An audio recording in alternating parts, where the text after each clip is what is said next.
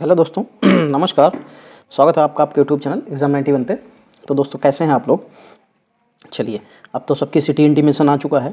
तो किस किस का जो है हमारे हरदोई के नज़दीक सबसे नज़दीक अगर हमारे कुछ पड़ता है तो वो है लखनऊ, जो कि 100 किलोमीटर दूर है। और हरदोई से पूरब में है लखनऊ। और हरदोई जो है हमारा SCR क्षेत्र में भी आने वाला है। यानी कि SCR का मतलब क्या है, स्टेट कैपिटल रीजन आ गया है। उसका जो अब स्टेट कैपिटल रीजन जो बनेगा उसमें 6 ज़िले हैं, उन 6 ज़िलों में एक हरदोई भी है। तो बिल्कुल भैया हमारे नज़दीक में जो भी हो बिल्कुल ज़रूर बताना। बाकी अगर किसी का सेंटर UP PCS का हरदोई में पड़ा हो तो ज़रूर बताना। अगर कोई किसी को सेंटर ना समझ में आ रहा हो, कॉलेज ना समझ में आ रहा हो, या कैसे जाना है ये सारी चीज़ें, तो एक बार मुझे टेलीग्राम पे संपर्क कर लेना, ठीक है। और फिर मैं आपको बता दूंगा। पहले तो जो वहाँ पे आपको जो टेलीग्राम पे मेरा जो एक यहाँ पे बच्चा रहता है तो वो आपको रिप्लाई कर देगा, ठीक है। अगर उसे भी नहीं पता होगा तो फिर मैं बता दूंगा। चलिए, तो क्वेश्चन नंबर स्टार्ट करेंगे। पहला देखते हैं क्या लिखा हुआ है। स्वर्ग, पृथ्वी, सूर्य किस शब्द के अनेकार्थी शब्द हैं। क्या क्या है, स्वर्ग, पृथ्वी और सूर्य, ये किसके अनेकार्थी। गोचर, गो, खेचर और सचराचर। तो स्वर्ग, पृथ्वी और सूर्य ये खेचर के पर्यायवाची हो जाएंगे। किसके, खेचर। बामुलायजा शब्द में कौन सा उपसर्ग है। अब देखो ये शब्द जो है कहाँ बोला जाता है, ये कहा जाता है ना, ये उर्दू फारसी शब्द है। ये एक तरीके का उर्दू फारसी शब्द है। ये राजा महाराजाओं को बुलाने के लिए किया जाता था ना, बामुलायजा, बा अदब, ये फलाना ढिमाका ऐसे करके कि ये जो है पधार रहे हैं। तो ये इसका जो मुख्य शब्द होता है वो होता है मुलायजा। अब इसमें उपसर्ग जुड़ा है, वो क्या उपसर्ग जुड़ा है, तो ये बा उपसर्ग जुड़ा हुआ है। तो आपको अंदाजा लग गया होगा जब राजाओं को मतलब बुलाया जाता था कि बा मुलायजा, बा अदब, होशियार, फलाना ढिमका पधार रहे हैं। चलो, सडानन में किस शब्द, सडानन शब्द में किस प्रकार का उदाहरण है। अच्छा चलिए देखते हैं सडानन में।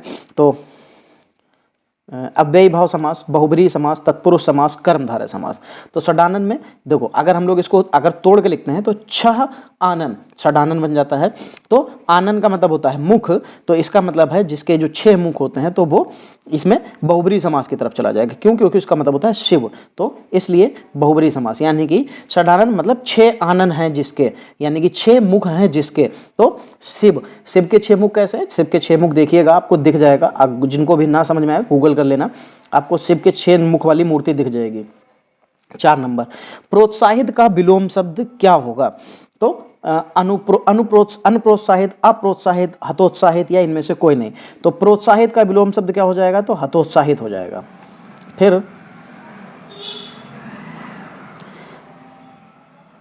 5 नंबर भाई देखिए, दिए गए वाक्यांश के लिए एक शब्द का प्रयोग कीजिए जो शत्रु की हत्या करता है। शत्रुघ्न, नश्वर, जन्म, जन्मांध या निर्दय। अब देखो जन्मांध तो यहाँ पे कोई मतलब ही नहीं है। जन्मांध का मतलब होता है जन्म से अंधा, तो जो जन्म से अंधा होगा वो जन्मांध हो जाएगा। तो यहाँ पे इस चीज का तो अर्थ बेकार हो गया। अब आते हैं जो शत्रु की हत्या करता है।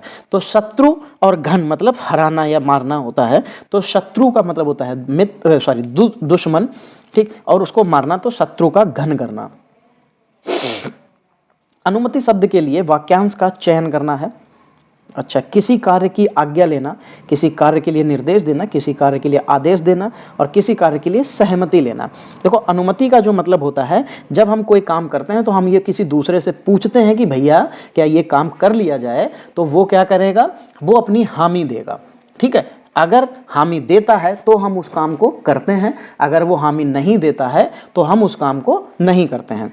तो अनुमति किसी कार्य की सिर्फ आज्ञा ही लेना नहीं होता है, उस कार्य की सहमति मिलना जो है वो अनुमति होता है। तो यहाँ पे किसी कार्य के लिए सहमति लेना जो होता है, सहमति देना, वो अनुमति होता है। जैसे आपसे पूछा जाए कि भैया क्या मैं खेलने चला जाऊं, तो आप कहेंगे हाँ चले जाओ, तो ये अनुमति हो जाएगी, ठीक है। चलिए, बद उपसर्ग किस शब्द में है। बद जो है उपसर्ग, ये किस शब्द में है। तो उपसर्ग हमेशा शब्द के पहले लगता है, ये आपको पता है।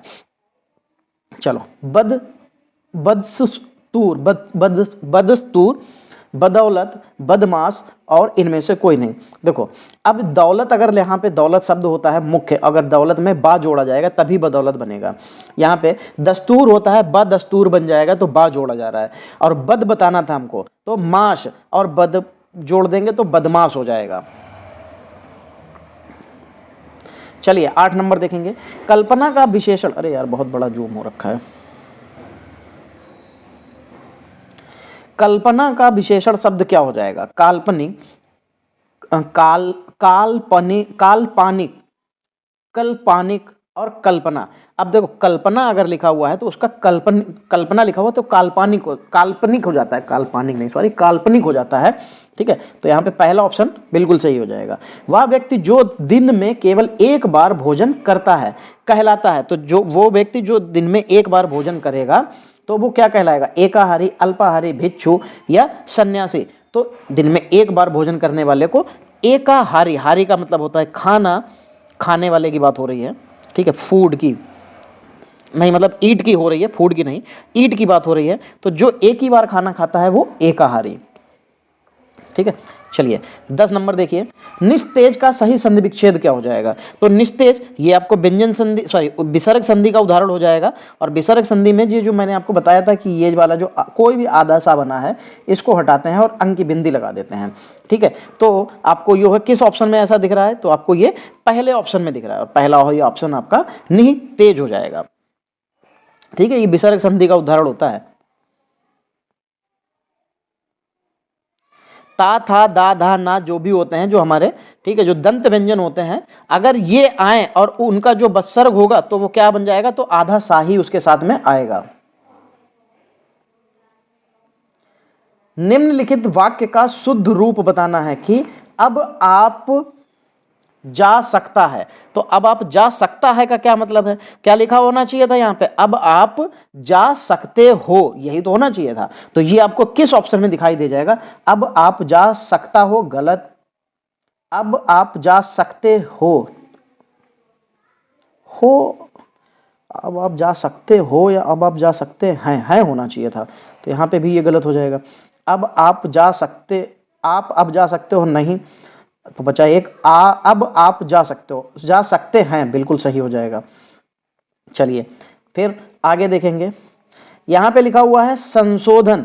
संशोधन में जो उपयुक्त शब्द है उसके लिए क्या होगा? तो मेंशन, मॉडिफिकेशन, मैनिपुलेशन और मैनिफेस्टो। तो संशोधन का मतलब यहाँ पे क्या हो जाएगा? तो संशोधन मतलब जब हम लोग उसमें कुछ मॉडिफाई करते हैं, मॉडिफिकेशन करते हैं तो वो संशोधन। ठीक है, वैसे अमेंडमेंट भी होता है। निम्नलिखित में से शुद्ध वर्तनी शब्द पहचानना है। तो छिपकली, उजियाला, रचयिता, युधिष्ठिर। ठर लिखा है, युधिष्ठर लिखा हुआ, तो युधिष्ठर तो हो नहीं सकता है। छिपकली होता है, किली नहीं होता है। उजियाला तो नहीं होता है, उजाला होता है। ठीक, रचयिता जो लिखा हुआ है बिल्कुल सही लिखा हुआ है। 14 नंबर, निम्नलिखित शब्द युग्म के विकल्पों में से सही अर्थ भेद का चयन करना है। तप प्लस तप पे। ठीक है, तप प्लस तप पे। तो देखो जो तप होता है इसका मतलब होता है जो तपस्या होती है, यानी कि जो तप करने वाला होता है, जो इसका लिखा हुआ है। तो यानी कि तपस्या होनी चाहिए, और तपस्या आपको चारों ऑप्शन में सिर्फ और सिर्फ एक ही ऑप्शन में दिख रही है, और वही आपका फिर सही भी बन जाएगा, क्योंकि और कोई ऑप्शन में होती तो हम पीछे वाले को भी देखते। ठीक है, तो यहाँ पे तप का मतलब तपस्या और तप का मतलब होता है शिव। ठीक है, चलिए भाई 15 नंबर देखेंगे, किस समूह में सभी शब्द उत्कर्ष के पर्यायवाची हैं? किसके? उत्कर्ष के पर्यायवाची हैं। चलो तो देखते हैं किसके इसके जो पर्यायवाची कौन है? उन्नत, अभव, उत्थान, विकास, प्रगति, उत्तम, प्रशंसा, उदय, उत्थान, तरक्की, अभ्युदय और समृद्धि, आलोक, उन्नत, श्री, वृद्धि और प्रकाश। तो उत्कर्ष के लिए तो उत्थान, तरक्की, अभ्युदय, समृद्धि। तो यहाँ पे ये बिल्कुल सही हो जाएगा।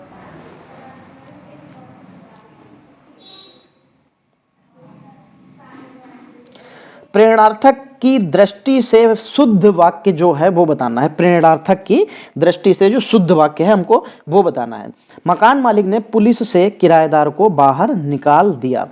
पुलिस द्वारा मकान मालिक ने किराएदार को बाहर निकाल दिया। मकान मालिक ने पुलिस द्वारा किराएदार को बाहर निकाल दिया।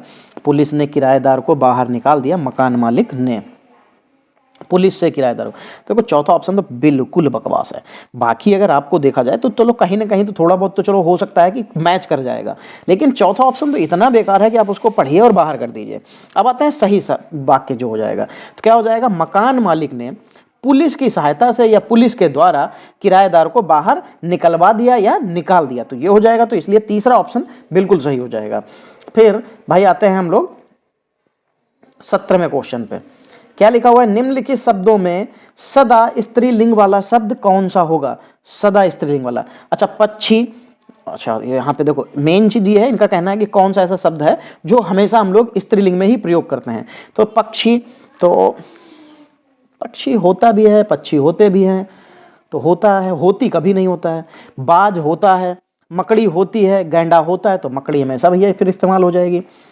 पुल्लिंग और स्त्रीलिंग में कौन सा जोड़ा सही नहीं है। मोटा मोटी तो पुल्लिंग है पहला, मोटी सही है। धोबी और धोबिन तो पुल्लिंग और स्त्रीलिंग ये भी सही है। दाता और दानी नहीं, तो यहाँ पे तो ये गलत हो जाएगा। दाता तो पुल्लिंग सही है, लेकिन दानी नहीं होता है, दात्री होना चाहिए था, और यहाँ पे यही गलत है। तो यहाँ पे आपको दानी नहीं दात्री होना चाहिए था। ठीक है, तो क्या हो जाएगा, दात्री बिल्कुल सही हो जाएगा। फिर 19 नंबर, गांधी जी का अर्थशास्त्र धर्म और पर आधारित है। गांधी जी का अर्थशास्त्र धर्म और पर आधारित है, तो उनका जो अर्थशास्त्र धर्म था वो मतलब अर्थशास्त्र जो था वो धर्म और किस पर आधारित था। तो गांधी जी तो सत्य और अहिंसा पे चलने वाले व्यक्ति थे, तो यहाँ पे धर्म और अहिंसा हो जाएगा। चलिए भाई 20 नंबर देखेंगे। निम्नलिखित में से साधारण वाक्य का पहचान करनी है, साधारण वाक्य का चयन करना है। मैं आपसे सहमत नहीं हूं। अब हमको साधारण वाक्य बताना है, याद रखना साधारण वाक्य। मैं आपसे सहमत हूं, मैं आपसे कैसे सहमत हो सकता हूं, मैं आपसे ना सहमत हूं ना असहमत हूं। तो साधारण वाक्य में तो फिर एक ही दिख रहा है, बिल्कुल सही हो जाएगा। चलिए आगे बढ़ते हैं। मुझे विश्वास है कि आप अवश्य आएंगे, ये जो है किस प्रकार का वाक्य है, हमको ये पहचानना है। तो मुझे विश्वास है कि अवश्य आएंगे, तो जो उनके आने का जो विश्वास है वो दूसरे को है, मतलब उनके वो आएंगे ऐसा एक दूसरा विश्वास रख रहा है। तो मतलब एक वाक्य दूसरे वाक्य के ऊपर आश्रित है, और जब भी कभी कोई वाक्य किसी दूसरे के ऊपर आश्रित होता है तो वो मिश्रित वाक्य बन जाता है। तो चलिए भाई अब आते हैं हम लोग पैराग्राफ पे, गद्यांश पे, और इसको पढ़ेंगे और इससे रिलेटेड क्वेश्चंस के आंसर देंगे। पर्यावरण को शुद्ध बनाने में वृक्ष महत्वपूर्ण भूमिका का निर्वाह करते हैं। वृक्षों को हरा सोना भी कहा जाता है। वृक्षों से और भी अनेक लाभ हैं। इनकी जड़ों द्वारा वर्षा का जल जमीन के अंदर तक पहुंच जाता है, जिससे भूमि में खेती के लिए जरूरी नमी बनी रहती है। कुओं में पानी का स्तर भी ठीक रहता है। वृक्षों की जड़ें भूमि के अंदर मिट्टी में फैलकर इसके कणों को जकड़े रहती हैं, जिससे भूमि का कटाव नहीं हो पाता है, तथा साथ ही वृक्ष के पत्ते बरसात की सीधी पड़ने वाली बूंदों के वेग को रोककर मिट्टी की उपजाऊ सतह को काटने से बचाते हैं। इसके अतिरिक्त वृक्ष पक्षियों व जानवरों के शरण स्थल भी हैं। बिल्कुल भैया, देखो पहला क्वेश्चन कितना सरल, हरा सोना किसे कहते हैं, तो जो वृक्ष होते हैं इन्हीं को तो हरा सोना कहते हो। बिल्कुल भैया, तो वृक्षों को जो है हरा सोना कहा जाता है। बिल्कुल यहाँ पे ये सही हो जाएगा। चलिए 23 नंबर देखेंगे। वृक्षों की जड़ों का महत्वपूर्ण कार्य क्या है, तो वो पृथ्वी के अंदर तक पानी पहुंचा देती हैं। यही तो कहा गया था पैराग्राफ में, ईंधन के रूप में जलाना, वर्षों का जल जमीन के अंदर पहुंचाना। ये लिए सेकंड ऑप्शन आपका बिल्कुल सही मिल गया। फिर मिट्टी का कटाव कैसे रोका जाता है, तो कुएं में पानी का स्तर को ठीक करने से, वर्षा के जल को रोककर वृक्षों के द्वारा, वृक्षों की जड़ों के द्वारा। तो 24 नंबर में ये आपको पहले भी बताया गया है कि ये वृक्षों की जड़ों के द्वारा रोक लिया जाता है। वृक्षों की पत्तियां वर्षा को रोकती हैं, जानवरों को सहारा देती हैं, पक्षियों को सहारा देती हैं, मिट्टी की उपजाऊ सतह को काटने से बचाते हैं, भूमि कटाव को रोकते हैं। नहीं, वो वर्षा का जल जो होता है वो पत्तियों पे गिरता है, सीधे जमीन में नहीं गिरता है, जिस वजह से जो ऊपरी जो उनकी उपजाऊ मिट्टी होती है वो जमीन के अंदर नहीं जाती है, और वो जो है आसानी से बची रहती है। ठीक है, चलिए तो जो आज की जो हमारी क्लास है वो यहीं तक रहेगी। मिलेंगे हम लोग अगली क्लास में, तब तक के लिए जय हिंद दोस्तों।